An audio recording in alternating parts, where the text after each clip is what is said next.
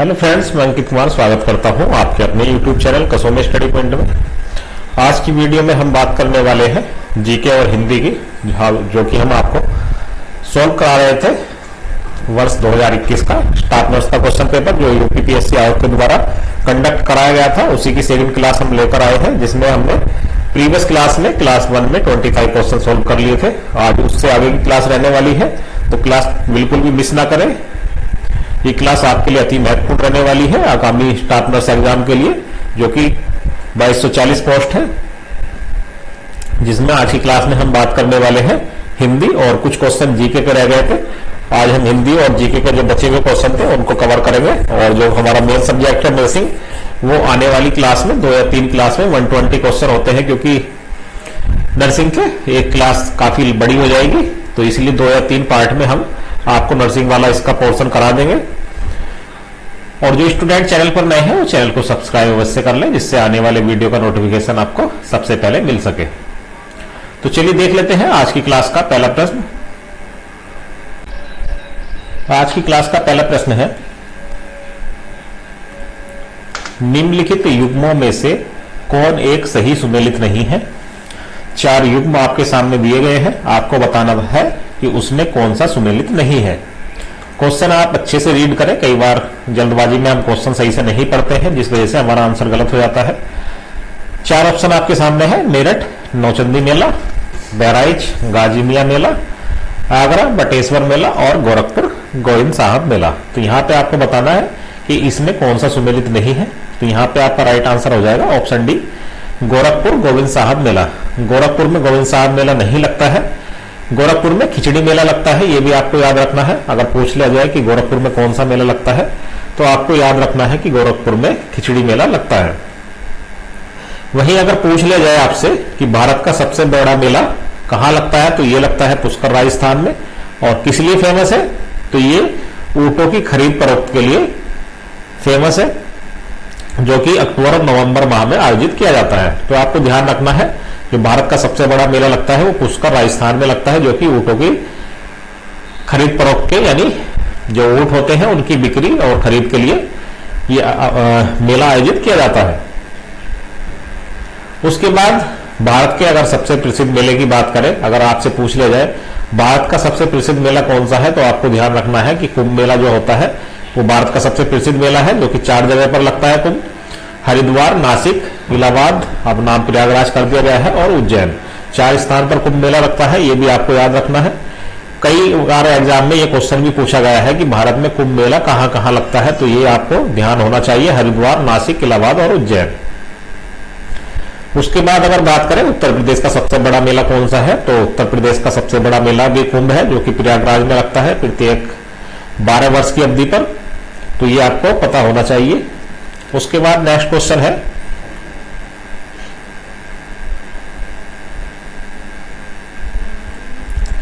विश्व में अंगूर की खेती, बागवानी, कोष कीट पालन, रेशम उत्पादन विकसित है। यहाँ पे पूछा गया है कि विश्व में अंगूर की खेती होती है, बागवानी होती है, उसके लिए अनुकूल वातावरण यहाँ पर पूछा गया है। 4 ऑप्शन आपके लिए दिए गए हैं। ऑप्शन 1 में पूछा गया है मानसून क्षेत्रों में, ऑप्शन बी है उष्ण कटिबंधीय उच्चभूमि में, ऑप्शन सी है भूमध्य सागरीय क्षेत्र में, और ऑप्शन डी है पश्चिम समुद्री तटीय क्षेत्र में। तो यहाँ पे आपको बताना है कि विश्व में अंगूर की खेती के लिए कौन सा इन्वायरमेंट सबसे उपयुक्त है। तो यहाँ पे आपका राइट आंसर हो जाएगा ऑप्शन सी, भूमध्य सागरीय क्षेत्रों में। नेक्स्ट क्वेश्चन पूछा गया था, निम्नलिखित युग्मों में से कौन एक सही सुमेलित नहीं है। 4 ऑप्शन आपके सामने दिए गए हैं। ऑप्शन ए है सिरके में उपस्थित acid, acetic acid, option B है हड्डियों में उपस्थित यौगिक कैल्शियम फास्फेट, ऑप्शन सी है दूध का खट्टा होना नाइट्रिक एसिड, और ऑप्शन डी है अमाशय रस में उपस्थित अम्ल हाइड्रोक्लोरिक एसिड। तो 4 ऑप्शन यहां पर आपको दिए गए हैं, और 4 में से आपको बताना है कि सही सुमेलित नहीं है। तो यहां पे आपका राइट आंसर हो जाएगा ऑप्शन सी, दूध का खट्टा होना नाइट्रिक एसिड। तो यहां पे आपका राइट आंसर ऑप्शन सी है। नेक्स्ट क्वेश्चन है, टोक्यो ओलंपिक 2020 के निम्नलिखित खेलों में से किसमें नीरज चोपड़ा ने स्वर्ण पदक जीता। यहां पे आपसे पूछा गया है, जो टोक्यो ओलंपिक हुआ था 2020 में, तो उसमें किस प्रतिस्पर्धा में नीरज चोपड़ा ने गोल्ड मेडल जीता है, ये आपको बताना है। ऑप्शन ए है भाला प्रक्षेपण या फिर javelin throw, option B badminton, option C है टेनिस और ऑप्शन डी है भारोत्तोलन वेट लिफ्टिंग, भारोत्तोलन यानी वेट लिफ्टिंग। तो 4 ऑप्शन में से आपको बताना है कि नीरज चोपड़ा ने किस कैटेगरी में स्वर्ण पदक जीता है।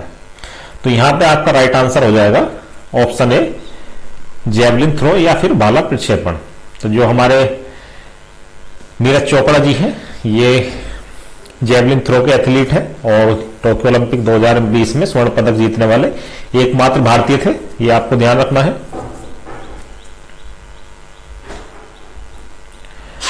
नेक्स्ट क्वेश्चन पूछा गया था, निम्नलिखित संविधान के अनुच्छेदों में से किस एक के अंतर्गत राष्ट्रपति मंत्रिपरिषद की सलाह से कार्य करने के लिए बाध्य है। ऑप्शन ए है 74 का 1, ऑप्शन बी 74 का दूसरे में, ऑप्शन सी है 74 के थर्ड में और ऑप्शन डी है 74 के 4 में। तो यहां पे आपको बताना है कि भारतीय संविधान किस आर्टिकल में ये प्रोविजन किया गया है जिसके अंतर्गत राष्ट्रपति मंत्रिपरिषद की सलाह से कार्य करने के लिए बाध्य है। तो यहां पे आपका राइट आंसर हो जाएगा ऑप्शन है 74 का 1। नेक्स्ट क्वेश्चन पूछा गया है, अब यहां पर जो जीके के क्वेश्चन थे वो हमारे कंप्लीट हो गए हैं। यहां से अब हिंदी वाला पोर्शन शुरू हो गया है। जीके और जनरल नॉलेज के यहां पर 30 क्वेश्चन पूछे गए थे जिसमें कुछ क्वेश्चन मैथ के भी थे और जो 20 क्वेश्चन पूछे जाने वाले हैं वो हिंदी से पूछे जाने वाले हैं। तो हिंदी भी आपके लिए काफी महत्वपूर्ण रहने वाली है क्योंकि सिलेक्शन के लिए हर एक नंबर और हर एक क्वेश्चन आपके लिए महत्वपूर्ण भूमिका निभाता है। कई बार 10 या 20 नंबर से जब हम किसी सिलेक्शन से चूकते हैं तो हमें उतना दुख नहीं होता है और किसी वजह से हम 1 या 2 नंबर से सिलेक्शन से रह जाते हैं तो बहुत दुख होता है। तो इसलिए आपके लिए हर एक महत्वपूर्ण और हर एक नंबर काफी महत्वपूर्ण रहने वाला है। हर एक क्वेश्चन आपके लिए महत्वपूर्ण है, हर एक मार्क्स आपके लिए महत्वपूर्ण है। हिंदी का पहला क्वेश्चन पूछा गया था, इनमें से तद्भव शब्द है। 4 शब्द आपके सामने दिए गए हैं और आपको बताना है तद्भव शब्द कौन सा है। तो पहले तो आपको यह पता होना चाहिए तद्भव शब्द कौन से होते हैं। तो वे शब्द जो कि हिंदी में मूल रूप से उन्हें कन्वर्ट कर दिया गया है, जो मूल रूप में हिंदी के शब्द है उनको बदल दिया गया है या फिर उसमें किसी तरह का चेंज आ गया है, तो वो तद्भव होते हैं। ऑप्शन ए है सुख, ऑप्शन बी वार्ता, ऑप्शन सी पलंग और ऑप्शन डी है वानर। तो यहां पे आपका राइट आंसर हो जाएगा ऑप्शन सी पलंग। पलंग तद्भव रूप है और इसका तत्सम रूप परलंग होता है, जो आपको ध्यान होना चाहिए। और उसके बाद नेक्स्ट क्वेश्चन पूछा गया था, निषिद्ध शब्द का विलोम है। यहां पर निषिद्ध शब्द का विपरीत आपको बताना है। निषिद्ध शब्द का विलोम क्या होता है। ऑप्शन ए है अस्वीकृत, ऑप्शन बी प्रतिषेध, ऑप्शन सी है विहित और ऑप्शन डी है सिद्ध। तो आपको बताना है कि निषिद्ध शब्द का विलोम शब्द क्या है। तो यहां पे आपका राइट आंसर हो जाएगा ऑप्शन सी विहित। आगे बढ़ते हैं, नेक्स्ट क्वेश्चन है, बाद में जोड़ा गया अंश इस वाक्यांश के लिए एक शब्द है। ये सेंटेंस आपके सामने दिया गया है, बाद में जोड़ा गया अंश इस वाक्यांश के लिए एक शब्द आपको बताना है। ऑप्शन ए है प्रक्षिप्त, ऑप्शन बी संक्षिप्त, ऑप्शन सी उत्क्षिप्त और ऑप्शन डी है सिप्त। तो यहां पे आपका राइट आंसर हो जाएगा ऑप्शन ए प्रक्षिप्त। आगे बढ़ते हैं, नेक्स्ट क्वेश्चन है, वह बालक सुंदर है, इस वाक्य में सुंदर शब्द है। यहां पर नेक्स्ट क्वेश्चन पूछा गया था, इनमें से कपर्दिका का तद्भव रूप है। शब्द आपके सामने दिया गया है कपर्दिका। यहां पे आपको कपर्दिका का तद्भव रूप बताना है और 4 ऑप्शन आपके सामने दिए गए हैं। ऑप्शन ए है कोड़ी, ऑप्शन बी कठौती, ऑप्शन सी है कपाटी और ऑप्शन डी है कपड़ा। तो यहां पे आपको कपर्दिका का तद्भव रूप बताना है। तो यहां पे आपका राइट आंसर होने वाला है ऑप्शन ए, कोड़ी का ही तद्भव रूप कपर्दिका होता है। आगे बढ़ते हैं, नेक्स्ट क्वेश्चन है, निम्नलिखित में पक्षी का पर्यायवाची शब्द नहीं है। क्वेश्चन आपको अच्छे से रीड करना है। यहां पर पूछा गया है कि पक्षी का पर्यायवाची शब्द नहीं है। तो जो पर्यायवाची शब्द नहीं है पक्षी का वो आपको बताना है। चार ऑप्शन आपके सामने दिए गए हैं। ऑप्शन ए है शकुनी, ऑप्शन बी है विहग, ऑप्शन सी है पिशुन और ऑप्शन डी है द्विज। तो यहां पे आपको बताना है कि पक्षी का पर्यायवाची शब्द नहीं है। तो यहां पे आपका राइट आंसर हो जाएगा पिशुन। शकुनी, विहिग, द्विज ये पक्षी के पर्यायवाची शब्द होते हैं और आपको बताना था जो शब्द पर्यायवाची नहीं है पक्षी का वो आपको बताना था। तो यहां पर आपका राइट आंसर हो जाएगा ऑप्शन सी। नेक्स्ट क्वेश्चन है निम्नलिखित में से शुद्ध वर्तनी वाला शब्द है। चार ऑप्शन आपके सामने दिए गए हैं, आपको बताना है कि कौन सा यहां पर शुद्ध लिखा हुआ है। ऑप्शन ए है वाल्मीकि, ऑप्शन सी सहस्त्र, ऑप्शन सी है देदीप्यमान और ऑप्शन डी है अनादिकार। तो यहां पे आपको चार ऑप्शन में से बताना है कि शुद्ध वर्तनी वाला शब्द कौन सा है। तो यहां पे आपका राइट आंसर हो जाएगा ऑप्शन ए वाल्मीकि। ये शुद्ध रूप से लिखा हुआ है, बाकी सहस्त्र, देदीप्यमान, अनादिकार ये अशुद्ध शब्द यहां पर लिखे हुए हैं, आपको शुद्ध वर्तनी वाला बताना था। तो यहां पे आपका राइट आंसर ऑप्शन ए हो जाएगा। नेक्स्ट क्वेश्चन पूछा गया था वह स्त्री जो सूर्य भी न देख सके, इस वाक्यांश के लिए एक सही शब्द है। क्वेश्चन आप एक बार अच्छे से पढ़े। वह स्त्री जो सूर्य भी न देख सके, उसके लिए इस वाक्य के लिए एक शब्द आपको बताना है। ऑप्शन ए दिया गया है सूर्यदर्शिनी, ऑप्शन बी स्त्रेण सूर्य, ऑप्शन सी सूर्यवेता और ऑप्शन डी सूर्यपस्या। तो जो स्त्री सूर्य भी न देख सके उसको कहा जाता है सूर्यपस्या। तो यहां पर आपका राइट आंसर ऑप्शन डी हो जाएगा। आगे बढ़ते हैं। नेक्स्ट क्वेश्चन पूछा गया था निम्नलिखित वाक्यों में से एक शुद्ध वाक्य है। यहां पर चार ऑप्शन आपके सामने है, चार वाक्य यहां पर दिए गए हैं और आपको जो शुद्ध वाक्य है वो आपको बताना है। ऑप्शन ए दिया गया है देश पराधीनता की दास्ता में जकड़ा हुआ था। ऑप्शन बी दिया गया है यहां उपस्थित सब लोग अपनी राय दें। ऑप्शन सी था 20-10 रुपए से मेरा काम नहीं चलेगा और ऑप्शन डी था यह सुनकर मेरे होश उड़ गए। तो इसके लिए आपको हिंदी अच्छे से पढ़नी पड़ेगी, तभी आप शुद्ध और अशुद्ध वाक्य का पता लगा सकते हैं। यहां पे आपको चार ऑप्शन में से बताना है कि शुद्ध वाक्य कौन सा है। तो यहां पे आपका राइट आंसर हो जाएगा ऑप्शन ए देश पराधीनता की दास्ता में जकड़ा हुआ था, यह शुद्ध वाक्य है, यही आपको बताना था। आगे बढ़ते हैं। नेक्स्ट क्वेश्चन है उच्चरित शब्द का विशेष्य रूप है। यहां पे आपके सामने वर्ड दिया गया है, उच्चरित शब्द यहां पे दिया गया है और उच्चरित शब्द का विशेष्य रूप क्या होता है ये आपको बताना है। ऑप्शन ए दिया गया है उच्चारण, ऑप्शन बी उच्चारणीय, ऑप्शन सी उच्चारणिक और ऑप्शन डी दिया गया है उच्चरण। उच्चरित शब्द का जो विशेष्य रूप होता है वो होता है उच्चारण। ऑप्शन ए यहां पर आपका राइट आंसर हो जाएगा। उसके बाद नेक्स्ट क्वेश्चन पूछा गया था चिरंतन का सही विलोम शब्द है।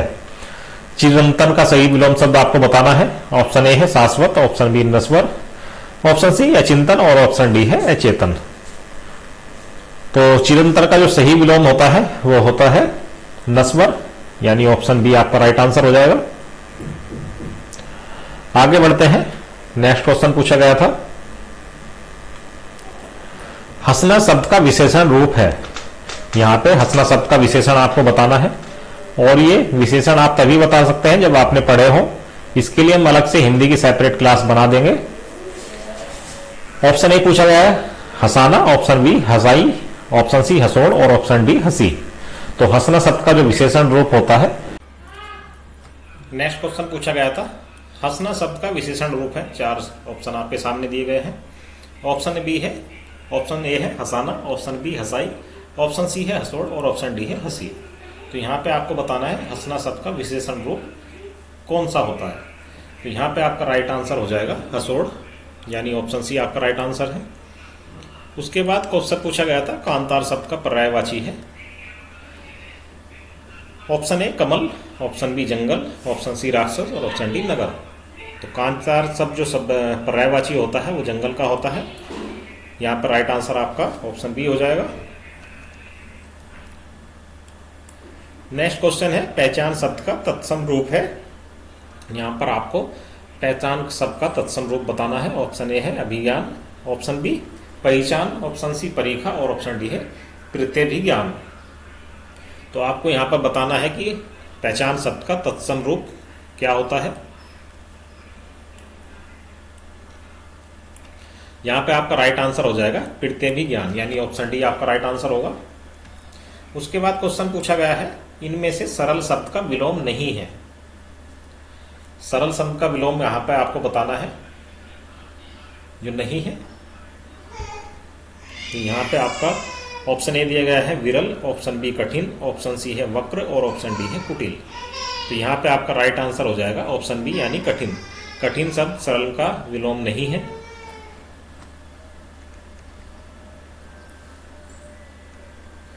आगे बढ़ते हैं। नेक्स्ट क्वेश्चन है निम्नलिखित शब्दों में तत्सम शब्द है। ऑप्शन ए मयंद, ऑप्शन बी सकल, ऑप्शन सी नखत, ऑप्शन डी टकसाल। तो यहाँ पर तत्सम और तद्भव शब्द काफी पूछे गए हैं, ये आप अच्छे से पढ़ लें। कई क्वेश्चन अब तक ये आ चुके हैं तत्सम और तद्भव शब्दों के, तो आप तत्सम और तद्भव शब्द अच्छे से पढ़ लें। ऑप्शन ए पूछा गया है मयंद, ऑप्शन बी सकल, ऑप्शन सी है नखत और ऑप्शन डी है टकसाल। तो यहाँ पर आपका राइट आंसर हो जाएगा ऑप्शन ए मयंद। मयंद क्या है? ये तत्सम रूप है और वही यहाँ पे आपको बताना था कि इन शब्दों में तत्सम शब्द है। ऑप्शन ए आपका राइट आंसर हो जाएगा। नेक्स्ट क्वेश्चन पूछा गया था पर्वत के ऊपर की समतल भूमि को क्या कहा जाता है। जो पर्वत के ऊपर की समतल भूमि होती है उसको क्या कहा जाता है। ऑप्शन ए है अधिपत्य का, ऑप्शन बी उपपत्य का, ऑप्शन सी अद्वितीय का और ऑप्शन डी था पर्वत शिखर। तो जो पर्वत के ऊपर की समतल भूमि होती है उसे कहा जाता है अधिपत्य का। ऑप्शन ए यहाँ पर आपका राइट आंसर हो जाएगा। नेक्स्ट क्वेश्चन पूछा गया था इनमें से सरस्वती का पर्यायवाची शब्द है। 4 ऑप्शन आपके सामने दिए गए हैं और सरस्वती का पर्यायवाची शब्द आपको बताना है। ऑप्शन ए है पद्मा, ऑप्शन बी विभावरी, ऑप्शन सी है प्रेमदा और ऑप्शन डी है मासवेता। तो यहाँ पे आपको सरस्वती के पर्यायवाची शब्द पता होने चाहिए, तभी आप सही आंसर दे सकते हैं। सरस्वती के अगर पर्यायवाची शब्द की बात करें तो भारती, वीणापाणी, वागेश्वरी, शारदा, वगदेवी, महाश्वेता, ज्ञानदा, हंसवाहिनी और वागेश्वरी ये सरस्वती के पर्यायवाची शब्द होते हैं। और यहीं पे हमारा ऑप्शन डी में महाश्वेता दिया गया है और यही इस क्वेश्चन का राइट आंसर हो जाएगा, यानी ऑप्शन डी इस क्वेश्चन का राइट आंसर होगा। नेक्स्ट क्वेश्चन पूछा गया था विलोम की दृष्टि से निम्नलिखित युग्मों में अशुद्ध युग्म है। विलोम की दृष्टि से यहाँ पर 4 वर्ड आपके सामने, 4 ऑप्शन आपके सामने दिए गए हैं जिसमें आपको बताना है कि सही युग्म नहीं है। जो अशुद्ध युग्म है वो आपको बताना है।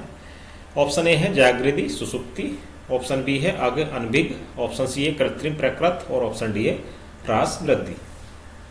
तो यहाँ पे आपका राइट आंसर हो जाएगा अग अनभिग, यानी ऑप्शन बी आपका राइट आंसर होगा। उम्मीद करता हूं ये क्लास आपके लिए हेल्पफुल रहने वाली है। यहाँ पे हमने जीके और जो हिंदी वाले क्वेश्चन थे वो सॉल्व कर लिए हैं। अगली क्लास जो हमारी आने वाली है वो नर्सिंग जो हमारा मेन सब्जेक्ट है उसके जो 120 क्वेश्चन पूछे गए थे उसकी क्लास हम लेकर आएंगे। और ये क्लास आपके लिए लगता है हेल्पफुल रहने वाली है, तो क्लास को शेयर करना ना भूलें और साथ ही साथ क्लास को लाइक भी करें और अपने दोस्तों के साथ शेयर भी करते रहें। और ये क्लास आपको कैसी लगी कमेंट सेक्शन में कमेंट करके जरूर बताएं। आज की क्लास को हम यही समाप्त करते हैं। जय हिंद, जय भारत।